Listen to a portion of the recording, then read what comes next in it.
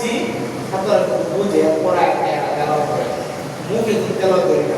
আপনাদেরকে কষ্ট করে না মুখে আমি কিন্তু মুখে কষ্ট করি না হাত দিয়ে এভাবে ধরবো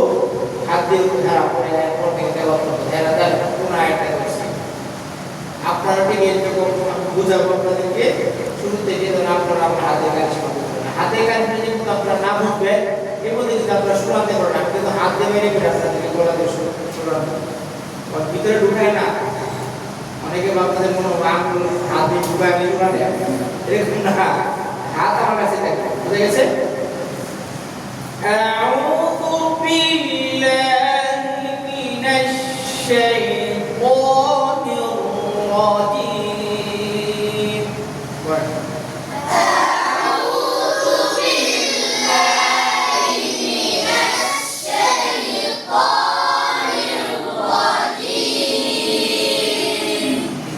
আবার